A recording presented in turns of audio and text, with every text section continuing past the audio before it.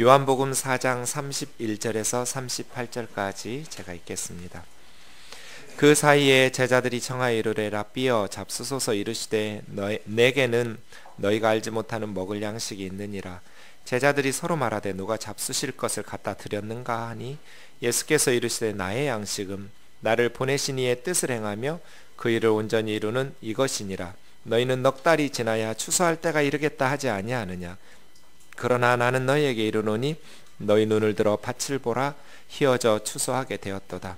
거두는 자가 이미 싹도 받고 영생에 이르는 열매를 모으나니 이는 뿌리는 자와 거두는 자가 함께 즐거워하게 하려 함이라. 그런즉 한 사람이 심고 다른 사람이 거둔다 하는 말이 옳도다. 내가 너희로 노력하지 아니한 것을 거두러 보내었노니 다른 사람들은 노력하였고 너희는 그들이 노력한 것에 참여하였느니라. 아멘. 요한복음 두 번째 시간입니다. 오늘은 2장에서 4장까지의 말씀을 좀 살펴보려고 합니다. 사람은 누구나 먹지 않으면 죽습니다. 먹는다는 것이 참 두렵다라는 생각을 할 때가 많습니다. 지금도 먹을 것이 없어서 3초에 한 명씩 아이들이 굶어 죽고 있습니다. 살리고 싶지만 누군가가 먹을 것을 주지 않으면 죽을 수밖에 없는, 먹는다는 것, 그것은 사람의 생명을 유지하기 위해서 반드시 필요한 일이죠. 그래서 사람의 생명을 유지하기 위해서 동물들의 생명을 멈추게 하는 그러한 비극적인 상황들이 발생하기도 합니다.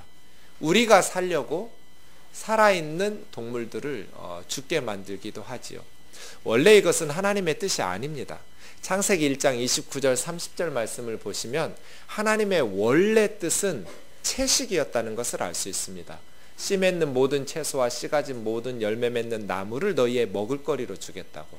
사람뿐 아니라 짐승들도 모든 푸른 풀을 너희의 먹을거리로 주시겠다고 말씀하셨습니다.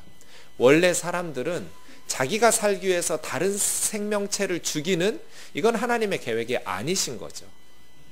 그런데 인간들이 죄로 말미암아 세상이 망가지고 하나님의 심판으로 세상이 망가졌기 때문에 노아 홍수 이후에 하나님은 사람들을 살리기 위해서 원래 계획을 변경하실 수밖에 없었어요. 그게 이제 9장 2절에서 4절까지 보시면 짐승과 땅에 공중의 새, 땅에 기는 것, 바다의 물고기들이 너희를 두려워하고 무서워할 거래요. 왜 짐승들이 사람들을 두려워하게 되냐면 다른 모든 음식 채소처럼 너희 먹을 것으로 내가 주었기 때문에. 네. 그러니까 방주에 들어갔을 때 호랑이들이 토끼 안 잡아먹어요. 짐승들이 우리 잡아먹으면 어떡하지? 사람들이 이렇게 닭들이 고민 안 해요. 왜냐하면 잡아먹은 적이 없어요. 누구 자기가 살기 위해서 다른 생명체를 죽인 적이 없었단 말이에요. 방주에 들어갈 때까지. 방주에서 나올 때 비로소 하나님께서 이 세상이 심판으로 홍수로 망가졌기 때문에 사람들을 살리기 위해서 육식을 허용하신 거죠. 그런 의미에서 보면 원래 하나님의 뜻은 우리 불교에서 행하는 소박한 채식이 더 맞는 것 같아요. 근데 요즘은 불교의 스님들도 많이 이렇게 변하는 것 같아요. 어느 스님이 냉면집에 갔는데 냉면에는 이렇게 고기 한 점이 딸려 나오잖아요. 얹혀서 나와서 직원이 스님에게 물었어요. 스님, 고기는 어떻게 할까요? 그랬더니 스님이 뭐라고 대답할게요? 네. 냉면 밑에 깔아. 보이지 않도록. 이게 이제 우스갯소리인데 사실은 그만큼 타락한 한국 불교를 비꼬는 소리죠. 어느 종교이든지 자기 부인과 절제와 소박함을 잃어버리고 탐욕을 부추기거나 추구하게 되면 부패하기 시작하는 것 같아요.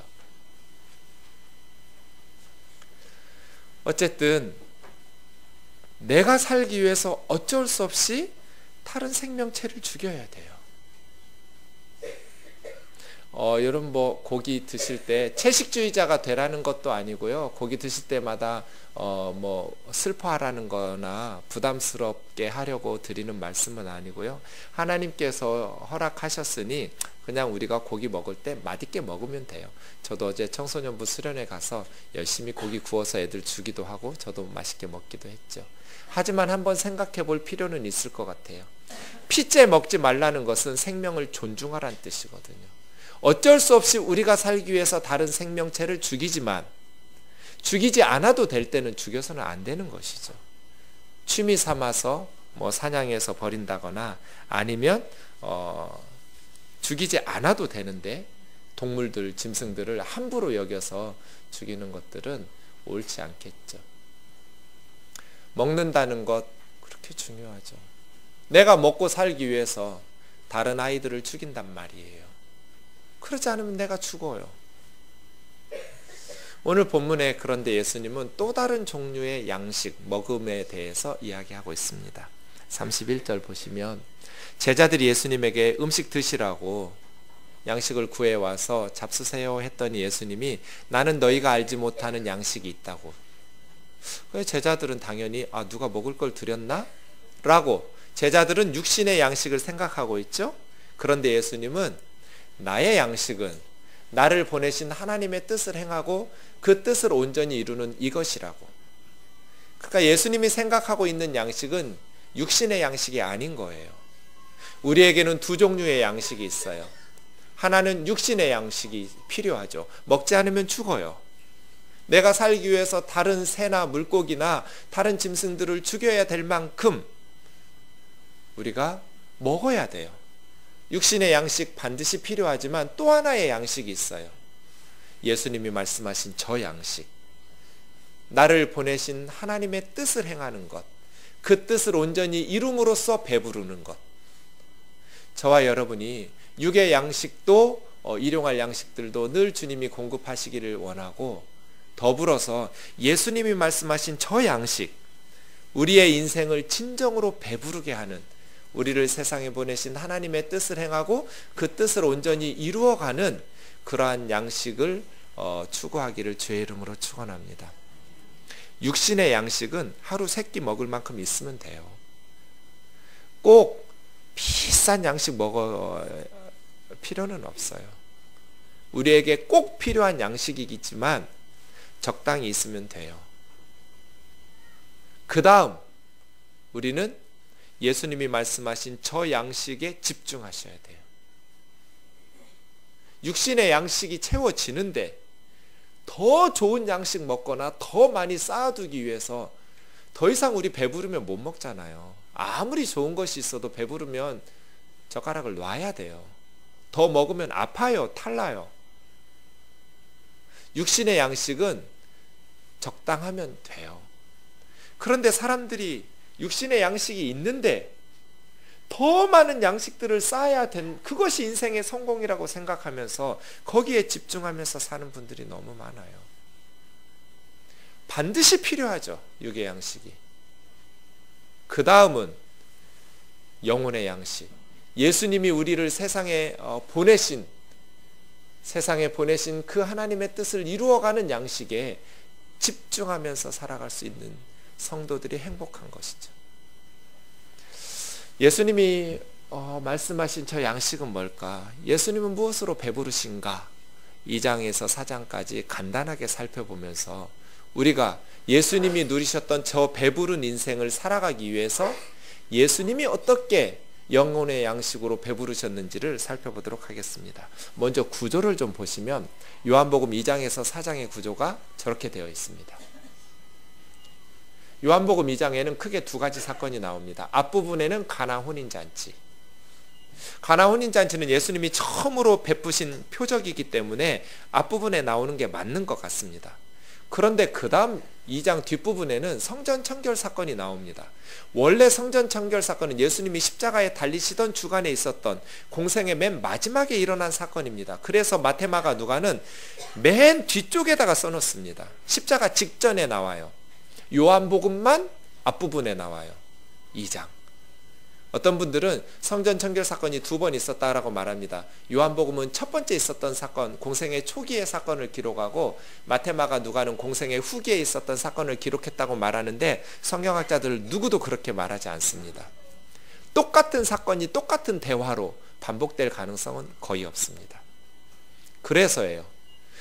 마태, 마가, 누가, 요한복음은 대체적으로 일어난 순서대로 쓰지만 반드시 순서대로 기록은 안 합니다. 정확하게 효과적으로 메시지를 전달하기 위해서 정확하게 일어난 순서를 지키지 않고 순서를 바꾸기도 합니다. 아주 자주 바꿉니다.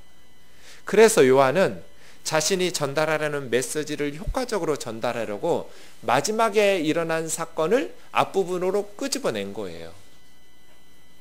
그럼 우리는 물어야 돼요. 왜 성전 청결 사건을 2장에다가 배치해 놓았지? 이런 질문을 던져야죠. 그 질문에 대한 대답을 찾으려면 문맥을 살피는 수밖에 없어요. 한 가지 사건이 네 가지가 독립적이지만 서로 연관이 있다는 뜻이거든요. 그 다음 3장에는 니고데모 사건이 나와요. 그런데 이 니고데모 사건은 가나 혼인잔치 사건하고 연결이 돼요. 그리고 4장에는 사마리아의 수가라는 동네에 수가성의 스토리가 나와요. 그런데 이 사마리아 스토리는 2장 뒷부분의 성전 청결 사건하고 연결이 돼요. 똑같이 성전 예배가 중심이에요. 그리고 이 네 가지 사건은 다 또 하나로 연결이 돼요. 이 네 가지 스토리를 다 연결 지으면서 예수님은 나 배부르다고, 나는 너희가 알지 못하는 먹을 양식이 있는데 그 양식은 나를 세상에 보내신 하나님의 뜻을 행하는 것, 그 뜻을 온전히 이루는 것이라고. 예수님을 세상에 보내신 하나님의 뜻은 뭘까요? 6장에 보시면 38절에서 40절이요. 내가 하늘에서 내려온 것은 내 뜻 행하려고 온 게 아니다. 나를 보내신 하나님 아버지의 뜻을 행하려고 내가 세상에 온 거다. 나를 보내신 하나님 아버지의 뜻은 내게 주는 사람들을 멸망하지 않고 마지막 날 다 살려내는 거라고. 천국에서 다시 다 살려내는 거. 죄와 사망에 방치하지 않고 그들을 다시 살려내시려고. 우리가 죽으면 마지막이죠. 그 다음 종말에 새로운 세상이 열려요. 그 마지막 날 다시 다 살려내려고. 나를 보내신 하나님의 뜻은 하나님의 아들 예수 그리스도를 믿는 자마다 영생을 얻게 하려는 것이라고. 이게 예수님을 보내신 하나님 뜻이에요. 하나님은 예수님을 세상에 보내시면서 뭐 사업 잘하라고 돈 많이 벌려고, 아니면 결혼해서 아이들 많이 낳고 행복하게 살라고, 이런 게 아니었어요. 예수님을 보내신 하나님 아버지의 뜻은 사람들을 살려내는 것, 아들을 믿고 영생을 주시는 것, 이게 하나님의 뜻이었거든요. 그 일들을 이루고 있기 때문에 예수님은 배부른 거예요. 2장에서 4절은 어떻게 해야 사람들이 살아나는가, 어떻게 해서 예수님을 믿고 사람들이 영생을 얻게 되는가에 포커스가 맞춰져 있어요. 이 네 가지 사건이 다 그런 스토리예요. 먼저 첫 번째 스토리 간단히 보죠. 가나 혼인잔치예요. 가나가 성경에 3번 나오는데요. 작은 동네라서 가나라고 말하면 모르니까 갈릴리에 있는 가나라고 설명해줘요. 항상. 갈릴리 가나라는 작은 동네에서 결혼식이 있었는데 어머니가 포도주 떨어졌을 때 관여하고 예수님의 제자들까지 초대받아 간 것을 보면 예수님 가족과 매우 친밀했던, 매우 가까웠던 사람의 결혼식 같아요. 우리야 결혼식이 뭐 간단하게 끝나지만 당시에 피로연은 한 일주일씩 동네 잔치예요. 가장 중요한 건 포도주예요. 혼주 측에서 포도주가 떨어지면 법정에 고발돼서 벌금 낸 사람도 있어요. 굉장히 심각한 문제예요. 손님 초대해놓고 포도주를 준비해놔? 아주 몹쓸 짓이에요. 있을 수 없는 일이에요. 근데 이 집에 포도주가 떨어졌어요. 위기예요. 잔치가 끝나버려. 여기저기서 포도주를 찾을 텐데 없다고 맹물을 갖다 줄 수는 없잖아요. 포도주라는 것이 돈 주고 뭐 쉽게 사올 수 있는 것도 아니고 짧은 시간에 만들어낼 수 있는 것도 아니어서 위기죠. 그래서 예수님의 어머니 마리아가 예수님에게 포도주가 없다고 얘기한 건 뭔가 기적을 베풀어 달라고 요청하는 거예요. 그때 예수님의 어머니에게 여자여 나와 무슨 상관이 있나이까, 내 때가 아직 이르지 않았다고 그래요. 근데 이상한 건 마리아는 예수님의 대답을 듣고 하인들에게 무슨 일을 시킬 줄로 여기면서 예수가 무슨 일을 시키든지 그대로 좀 따라달라고 부탁을 해요. 예수님은 내 때가 이르지 않았다는데, 나하고 무슨 상관이 있나는데 왜 마리아는 하인들에게 시켰을까요? 무슨 일을 시키든지 그대로 해달라고? 예수님의 대답에 뭔가 하겠다는 것을 마리아가 느낀 거예요. 하기 싫다는데도 이렇게 믿음으로 보이면 예수님이 싫었지만 할 거야, 이런 믿음이 아니에요. 4절에 예수님의 대답을 듣고 마리아는 뭔가 하겠구나 라고 느낀 거예요. 왜 이럴까요? 4절 원문으로 좀 보죠. 여자여, 나와 무슨 상관이 있나이까? 뭐가요? 나와 무엇이 무슨 상관이 있나이까 한 거예요? 우리 한글 성경은 생략되어 있어요. 그래서 대개 나하고 무슨 상관이 있냐고 말하는 것이 포도주 떨어진 게 나하고 무슨 상관이 있느냐고 해석하게 되어 있어요. 한글 성경식으로 하면. 원문에 있는데 하나 번역 과정에서 빼놓은 게 있어요. 소이라는 단어예요. 나와 당신이 무슨 상관이 있나이까 해요. 직역하면 그래요. 왜 이렇게 한글 성경이 번역했을까를 봤더니 영어 성경이 두 종류로 번역했어요. 어떤 영어 성경 번역본에는 나와 이 사건이 무슨 상관이 있나이까, NIV 같으면 involve, 왜 나를 이 사건에 끌어들이느냐고 번역했고요. 그러나 원문을 직역하는 킹제임스 버전 같은 성경들은 다 이런 식으로 번역했어요. 나와 당신이 무슨 상관이 있습니까? 그게 맞아요. 소이가 있거든요. 나와 당신이 무슨 상관이 있나이까. 그러니까 포도주 떨어진 게 무슨 상관이 있나이까가 아니고 나하고 어머니가 무슨 상관이 있냐고 싹둑 잘라버린 거예요. 왜요? 모자 관계지만 어머니지만 육신의 아들에게 심부름 시키는 것은 언제든지 순종하겠죠. 하지만 지금 기적을 베풀라고 요구하는 거잖아요. 포도주 떨어졌으니 뭔가 좀 이 위기를 타게 해달라고 요청하는 것. 하나님의 아들인 줄을 아니까 기적 좀 베풀어서 해결해달라고 요청하니까 예수님이 싹둑 자른 거예요. 똑같은 말, 알파벳 한 글자도 안 틀리고 똑같은 말 하는 애들이 있어요. 예수님에게. 귀신 들린 사람이에요. 귀신 들린 애들이 예수님에게 와서 나와 당신이 무슨 상관이 있나이까, 이렇게 말해요. 예수님은 마리아에게 똑같이 말씀하세요. 어머니이지만 나에게 이런 요구를 하면 안 된다고, 기적을 베풀라고 압력을 넣으면 안 된다고, 나와 당신이 무슨 상관이 있나이까 하고 싹둑 잘라버린 거예요. 하지만 아직 내 때는 이르지 않았다고 대답했어요. 자, 들어보세요. 어머니라고도 안 했어요. 여자라고 그랬어요. 여자라는 귀나이라는 말은 특별히 존칭어도 아니고 하대하는 말도 아니에요. 그냥 우먼이에요. 쉽게 쓰는. 여자여, 나와 당신이 무슨 상관이 있나이까? 내 때도 안 됐습니다. 이건 기적을 베풀지 않겠다는 뜻이에요. 여자여, 무슨 상관이 있습니까? 내 때도 안 됐는데 안 하겠다는 뜻이에요. 그런데 여자여, 나와 당신이 무슨 상관이 있습니까? 싹둑 잘랐지만 아직 내 때는 아니에요. 내가 뭔가를 한다는 얘기예요. 메시아로서 구원의 완성을 이룰 때는 아니라고. 아직 내 때 아니에요. 그런 줄 아세요? 하면 하겠다는 거예요. 아시겠어요? 무슨 상관이 있나이까? 내 때도 아닙니다. 안 하겠다는 뜻이에요. 무슨 상관이 있습니까? 아직 내 때는 아니에요? 하겠다는 거예요. 요한복음에는 예수님의 시간이 나와요. 때가 안 됐다, 때가 안 됐다, 나의 때가 안 됐다, 나의 때가 안 됐다 하다가 13장 세족식 가까이 가면 십자가 전날 밤에 때가 이르렀다고 말해요. 그리고 십자가에 돌아가셔요. 그래서 요한복음을 다 읽고 나면 예수님은 그 시간을 향해서 진행하셨구나, 공생애를. 그때는 십자가의 때였구나. 그것이 메시아의 구원의 완성의 시간이구나. 이걸 알게 돼요. 예수님은 그렇게 대답한 거예요. 어머니에게. 뭔가 하겠다고 암시한 거예요. 하지만 아직 메시아로서의 구원의 완성의 때는 아니라고 대답하신 것이죠. 마리아는 예수님의 대답을 듣고 뭔가 하겠다고 느꼈어요. 그래서 하기 싫었지만 믿음으로 우긴 것이 아니라 뭔가 할 거라고 예상하고 하인들에게 무슨 일을 시키든지 하라고 부탁한 거예요. 도랑알이 6개가 있었어요. 예수님이 물을 채우라고 했더니 하인들이 아구까지 가득 채웠어요.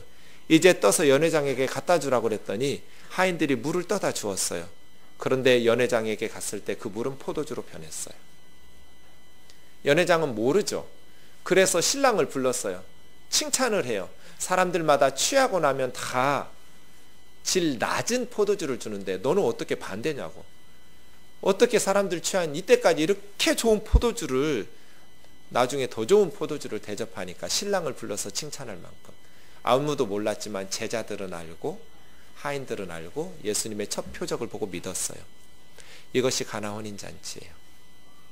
예수 믿는 건 행복한 거예요.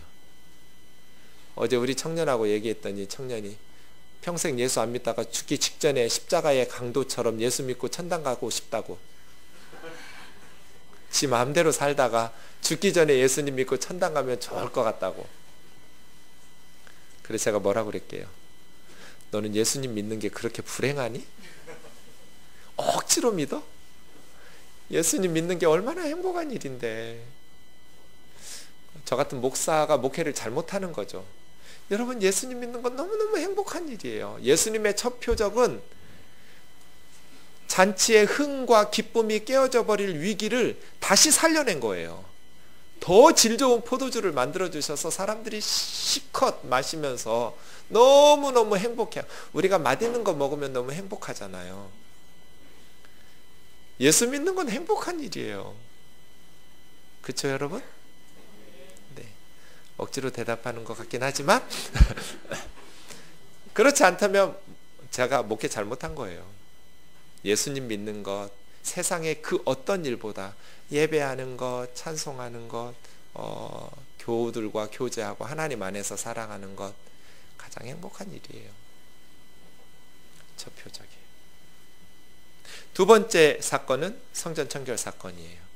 예수님께서 성전에 노끈으로 채찍을 만드셔서 다 쫓아내셨어요. 동물들 쫓아내고 비둘기 쫓아내고 환전하는 것 다 갈아엎어서 다 사람들을 쫓아내고 짐승들을 쫓아냈어요.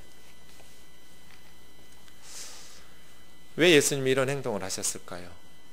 내 아버지 집인데, 만민이 기도하는 하나님의 집에서 장사하지 말라고, 사업하지 말란 뜻이에요. 백성들의 신앙심 이용해서 니들의 이익을 챙기지 마라. 저 같은 목회자들한테 하는 말이죠. 교회 차려놓고 사업하지 말라, 장사하고 돈 벌려고 하지 마라, 그 뜻이에요. 예루살렘의 부패한 종교 지도자들이 하나님 팔아서 성전에서 장사하면서 사업하니까 하나님의 사역이라고 말하면서 하나님의 영광을 위해서 예배하고 선교하고 구제한다고 말하면서 자기들이 너무너무 호화롭게 살아가는 강도의 소굴로 변해버렸어요. 그러니 예수님께서 목숨 걸고 성전 청결 사건을 일으키신 거죠.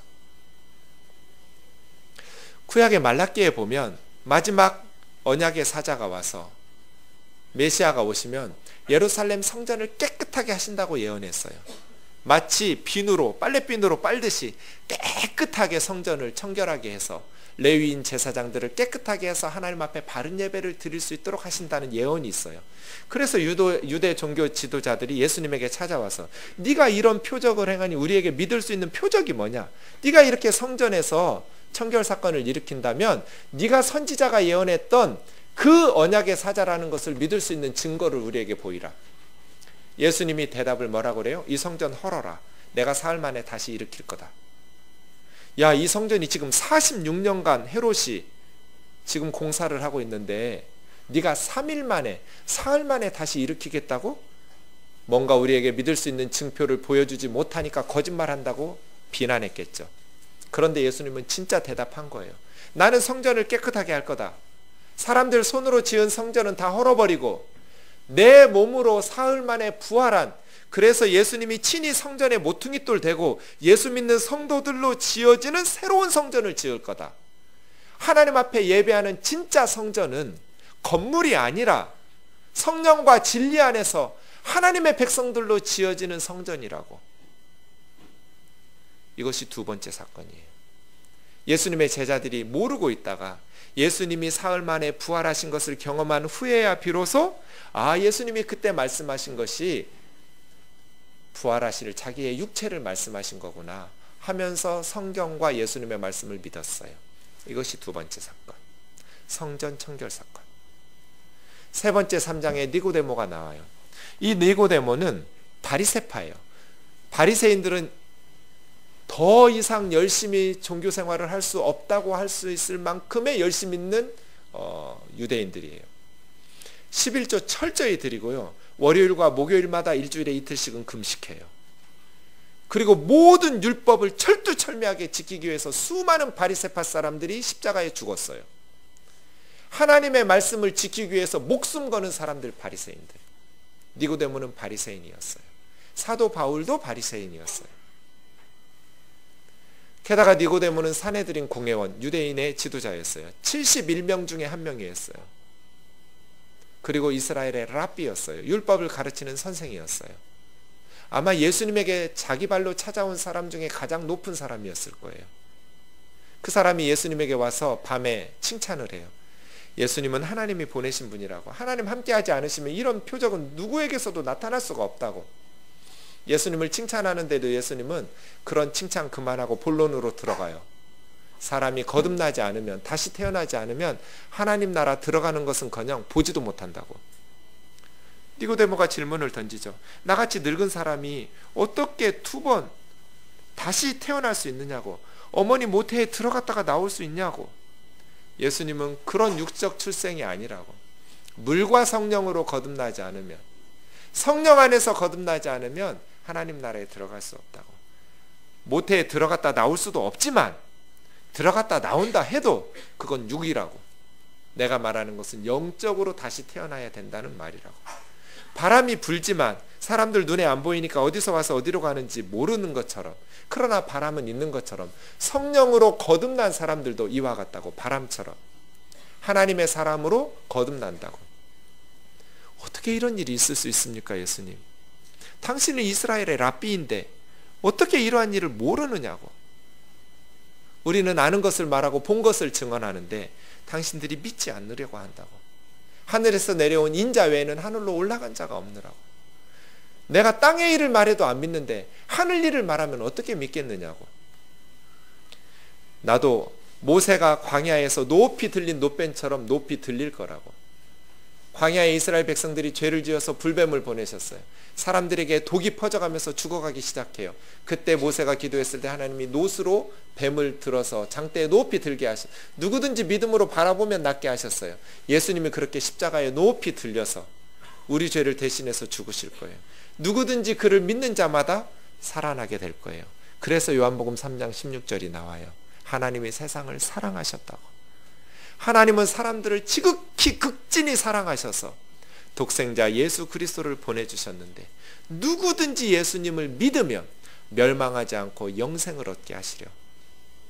앞에서는 거듭남이라고 말했는데 뒤에서는 믿음으로 영생이, 앞에서는 하나님 나라에 들어간다고 말했는데 뒤에서는 멸망하지 않고 영생을 얻는다고 바뀌었어요.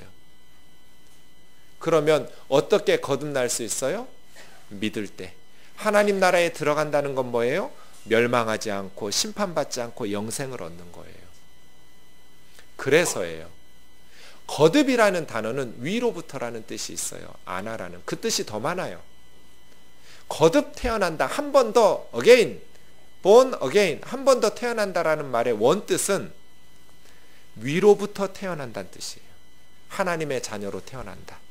하나님의 자녀가 되어야 하나님의 집 천국에 들어갈 수 있죠. 거듭날 때, 하나님의 자녀로 다시 태어날 때. 어떻게 해요? 믿을 때. 그래서 이미 요한은 앞에 1장 12절에서 이야기했어요. 영접하는 자, 예수님이 세상에 오셨어요. 하나님께서 그의 아들을 보내셨어요. 사람들이 다 문전박대했어요. 그런데 소수의 사람들이 환영했어요. 예수님을 영접해서 자기 삶에 받아들인 사람들, 곧 예수 그리스도를 믿는 자들에게는 하나님의 자녀로 다시 태어나게 해요.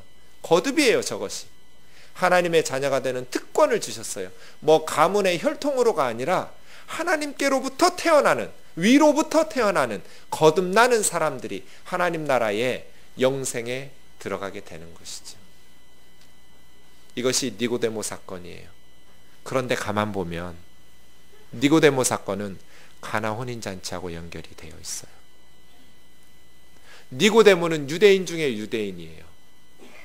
바리새인이에요. 랍비예요. 사내들인 공회원이에요. 늙을 때까지 니고데모만큼 열심히 하나님을 믿었던 사람이 누가 있을까요? 그런데 그런 니고데모도 다시 태어나지 않으면 하나님 나라 들어가지도 못하고 보지도 못한대요. 다시 변화돼야 된대요. 거듭나야 된대요. 맹물 같은 종교는 더 이상 사람들에게 생명을 줄 수 없어요. 율법과 유대교는 더 이상 사람들에게 생명을 주지 못한다는 거예요. 니고데모조차도 천국에 못 가요. 천국에 가려면 다시 태어나야 돼요. 하나님의 자녀로 거듭나야 돼요. 포도주로 변해야 된단 말이에요. 가나 혼인잔치 사건은 그 사건 자체뿐 아니라 문맥의 흐름 속에서 보면 유대교는 끝났다는 거예요. 더 이상 사람들에게 기쁨과 생명을 줄 수 없다는, 잔치 끝났다는 얘기예요. 유대교의 사명이 끝났어요. 구약에서는 율법 지켜서 구원받았느냐? 그렇진 않아요. 짐승 제사 때문에, 짐승의 피 때문에 죄사함 받았느냐? 그렇지 않아요. 그 짐승의 피가 상징하는 것이 예수님의 십자가고, 예수님의 십자가는 구약 시대에는 시간을 역행해서 그들에게 효력을 발생해서 구원받아요. 구약이나 신약이나 예수 믿고 구원받고 예수님의 피 때문에 죄사함 받는 거예요. 구약은 짐승 피 때문에 죄사함 받고 신약은 예수님 피 때문에 죄사함 받는 게 아니에요. 그 짐승의 피가 예수님을 상징하기 때문에 하나님께서는 그 짐승 제사를 드리고 믿음으로써 하나님 앞에 순종하는 자들에게 예수님의 은혜로 구원받게 하시는 거예요. 그런데 이제 예수님이 오셨으니 짐승 제사의 사명이 끝난 거죠. 율법의 핵심은 예루살렘 성전이에요. 더더군다나 예루살렘 성전은 생명을 주지 못하는 것이 강도의 소굴로 변질돼 버렸어요. 종교 사업을 하고 있단 말이에요, 제사장들이. 그러니 잔치 끝난 거죠. 헐어라, 내가 다시 세울 거다.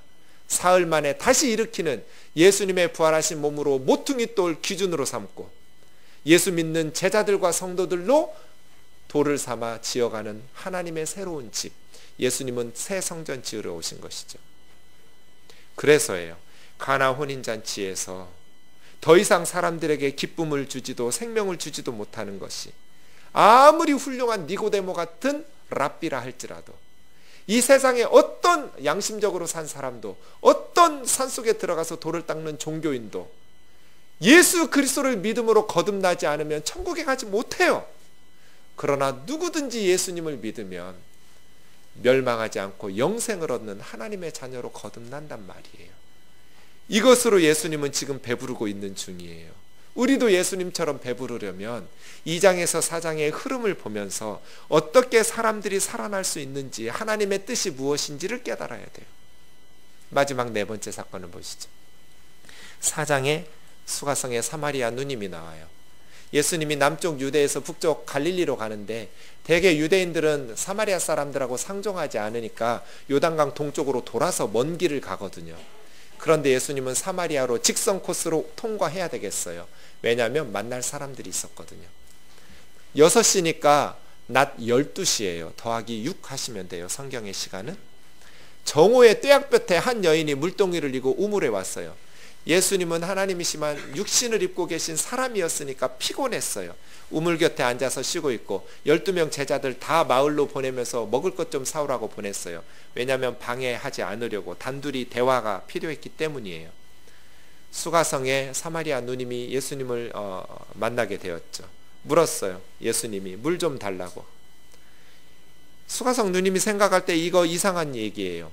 왜냐하면 유대인들은 사마리아인들하고 상종하지 않아요. 말 안 해요.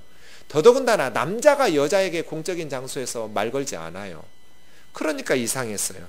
당신은 유대인 남자인데 왜 사마리아 여자인 나에게 말 거냐고, 물 달라고 하냐고. 예수님은 동문서답의 황제예요. 예수님이 대답하셨어요. 네가 너에게 물 달라 하는 내가 누군 줄 알았다면 요청했을 것이고 구하면 내가 너에게 목마르지 않는 영생의 생수를 주었을 거라고. 주여, 이 우물은 깊고 당신은 물기를 그릇도 없는데 어떻게 나에게 물을 줄 거냐고. 이 물을 먹는 사람은 또 목말라서 또 물기르러 와야지만 내가 주는 물을 마시는 사람은 영원히 목마르지 않을 거라고. 왜냐하면 마음속에서 계속 물이 솟아날 것이기 때문에. 주님, 그런 물 좀 달라고. 나 여기 물기로 오지 않게 해달라고. 남편 데려오라고. 나 남편 없다고. 남편 없다는 말 맞네. 남편이 5이나 있었는데 지금 사는 6번째 남자도 남편이 아니니까 남편 없다는 네 말이 맞구나. 내가 보니까 선지자 같습니다. 내가 말해주지도 않았는데 어떻게 내가 그렇게 남편이 5이 있었다라는 것을 정확히 아느냐고. 궁금한 게 있는데, 선지자시라면 우리 사마리아 사람들은 이 산에서, 크리심 산에서 예배하는 게 옳다고 가르치던데, 당신네 유대인들은 저 산에서, 예루살렘 시온산에서 예배드리는 것이 옳다던데 어떤 게 맞느냐고. 예수님 대답해 주셨어요. 진실로 진실로 말하는데 내 말 믿으라고. 이 산에서도 말고 저 산에서도 말고 진짜 예배할 때가 올 거라고. 굳이 말하자면 사마리아는 가짜라고. 진짜 구원은 유대인에게서 오니 예루살렘 산이 맞는데 그 장소가 중요한 게 아니라고. 하나님 앞에 참으로 예배하는 사람은 성령과 진리 안에서 예배하는 사람이라고. 영과 진리로 예배하는 그 사람이 진짜 예배자라고. 메시아라는 그리스도가 오시면 모든 것을 가르쳐 줄 걸 내가 안다고. 내가 지금 그리스도를 기다리고 있다고.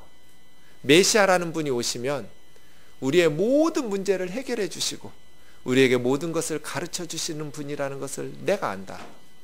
예수님이 마지막으로 대답해 주죠.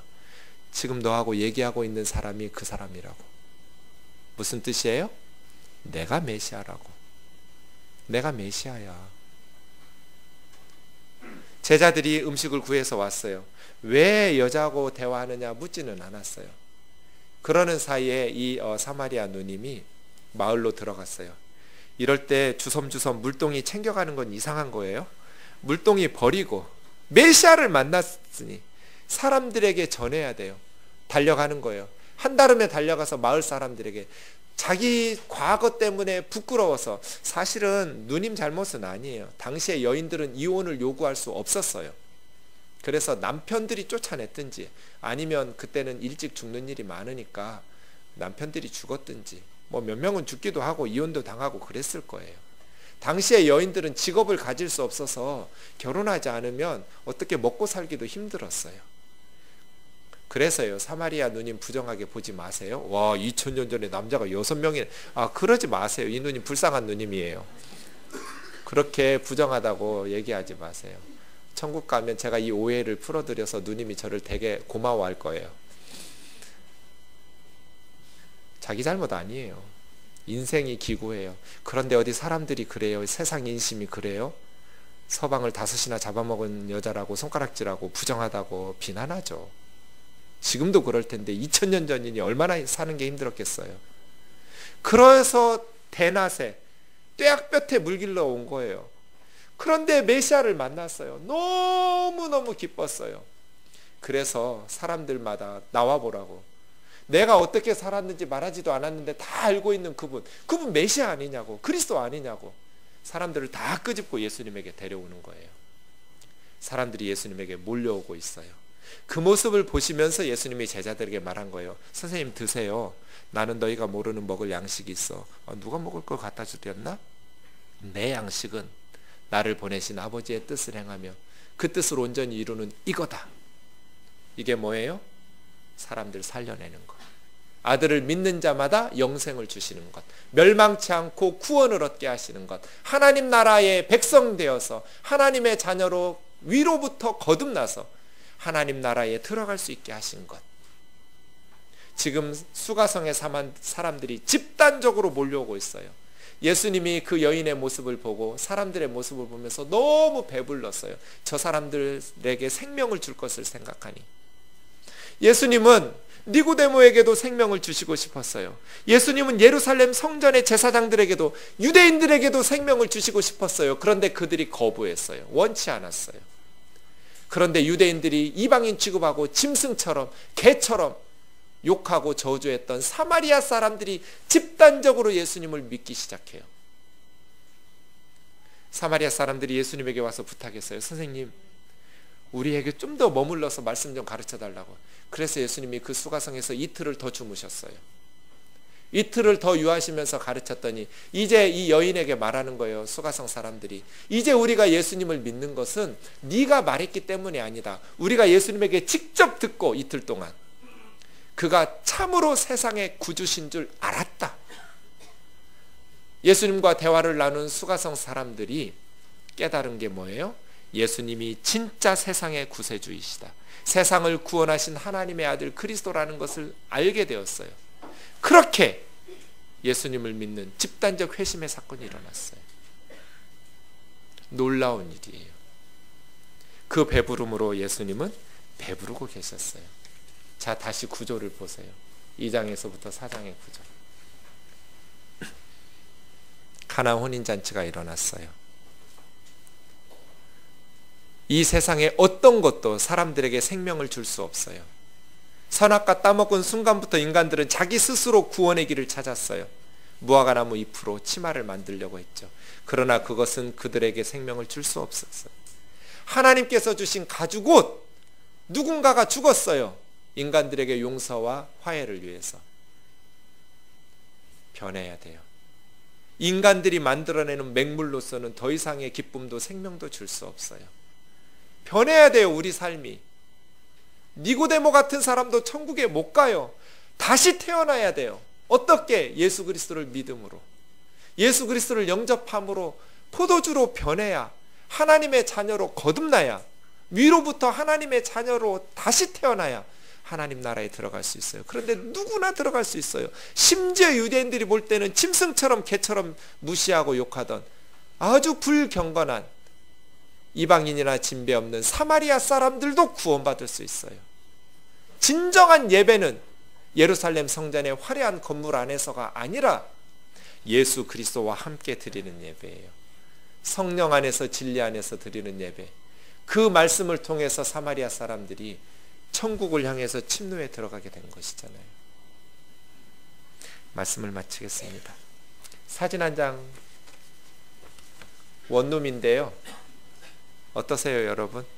저런 데서 살려면 어떠실까요? 오랫동안 양재천 밑에 다리 밑에서 두 노숙자가 텐트를 치고 사셨어요. 그 중에 한 형님이 먼저 시설로 옮겨졌는데, 아파서 옮겨졌는데 돌아가셨어요. 남아있는 최철한이라는 철한이 형님이 무서워서 텐트를 거두어서 양재 꽃시장에 텐트를 쳤어요. 오랫동안 노숙하니까 냄새가 얼마나 나겠어요. 그래서 손님들 오고 장사해야 되는데 그렇게 텐트를 쳐서 서초구청에 신고했더니 공무원들이 나와서 텐트를 걷어가 버렸어요. 얼어 죽게 생겼어요. 겨울이었는데. 저도 몰랐는데 우리 교회 거기 장사하시는 집사님들이 교회 구제국에 얘기해서 고시원을 얻어드렸어요.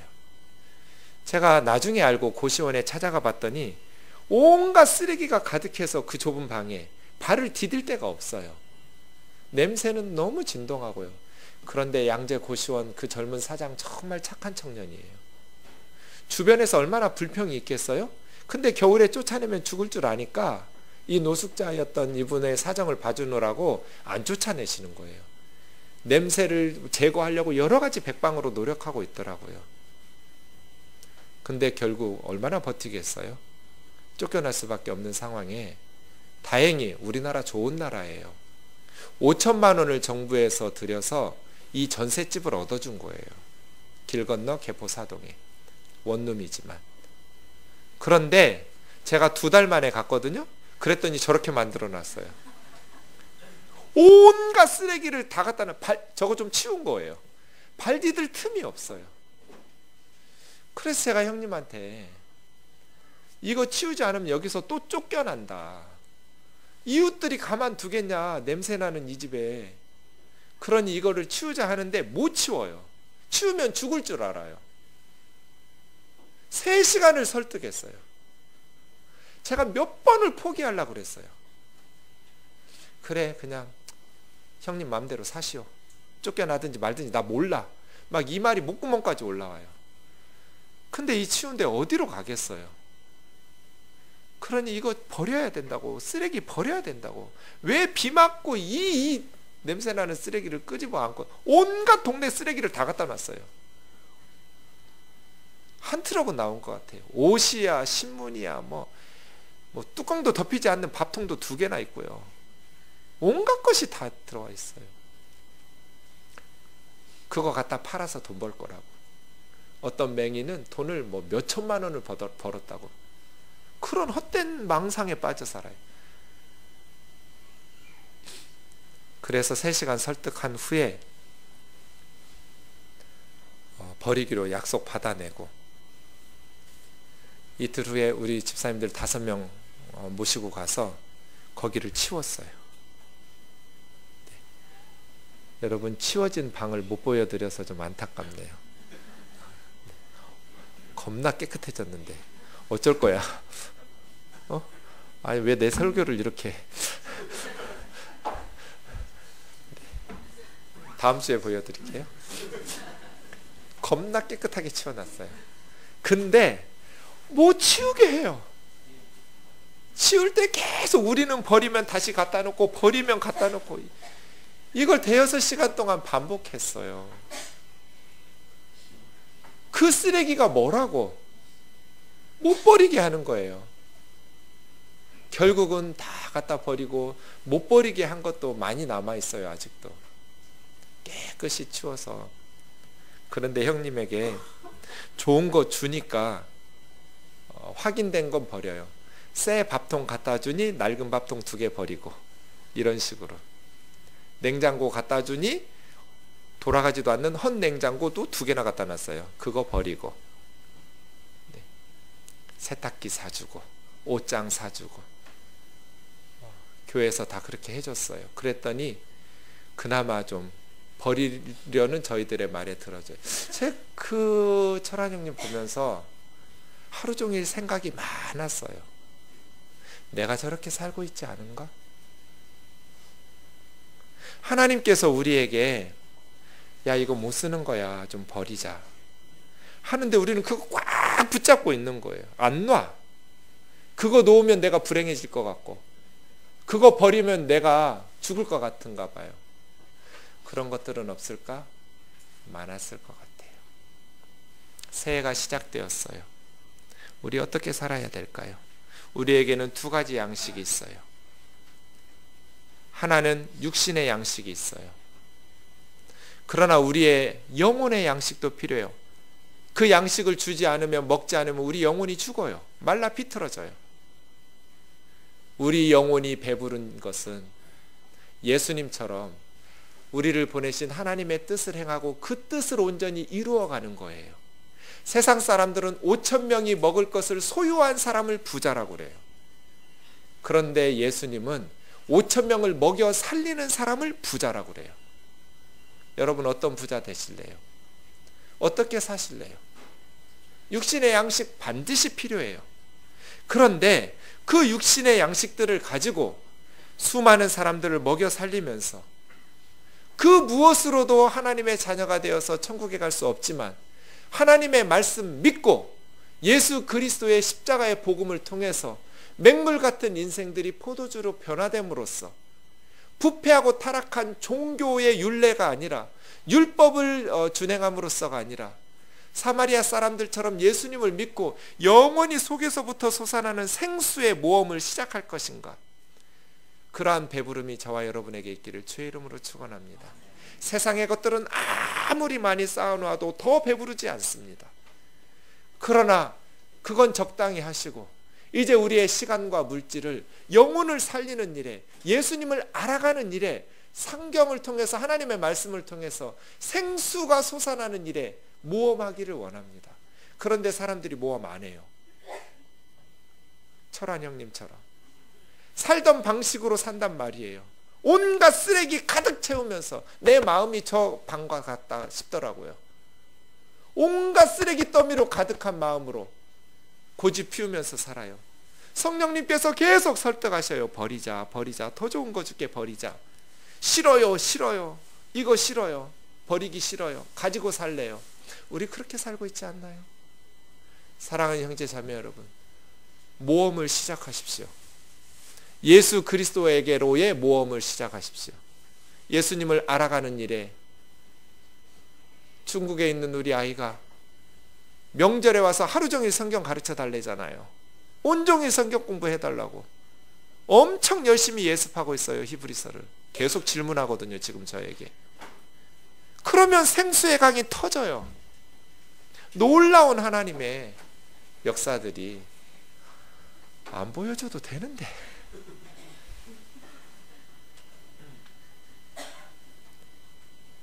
일어난단 말이에요. 어린이집은 어떻게 하고 왔어요? 끝났어요.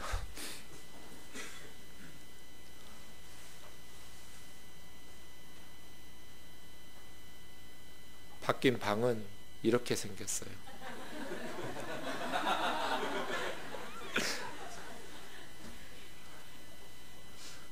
여러분이 상상하신 모습 그대로예요. 비포와 애프터를 보여드릴게요.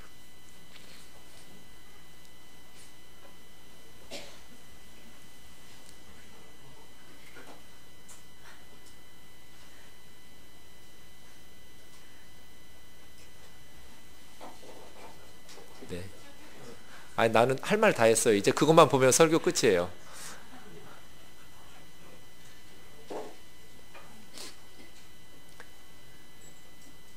죄송해요. 제가 하도 돈을 아끼라고 해가지고 맨날 주워다가 다니까 뭐가 작동이 안 돼, 이렇게. 아, 진짜 별거 아닌데.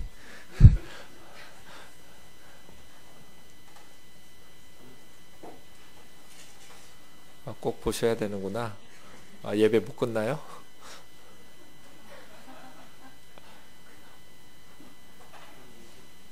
네.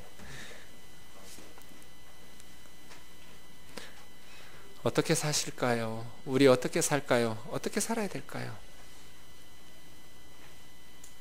2016년까지 산 것처럼 계속해서 그냥 육의 양식만을 위해서가 아니라 이제 과감하게 예수 그리스도에게로 모험해서 영의 양식을 맛보면서 예수님과 같은 배부름을 우리도 경험하기를 원합니다. 사람들을 살려내고 예수 그리스도 안에서 풍성한 영적 생명을 누리고 그렇게 복음을 전함으로써 수많은 영혼들에게 생명으로 살리는, 이 세상에 있는 거 하나도 가져가지 못합니다. 죽고 나면 다 놓고 가야 돼요. 그런데 딱 한 가지만 가져갈 수 있어요. 사람들. 우리가 전도한 사람들만 천국에 데려갈 수 있어요. 아무리 좋은 승용차, 집 다 놓고 가야 돼요. 그러나 우리가 전도했던 사람들은 천국에 데리고 갈 수 있어요.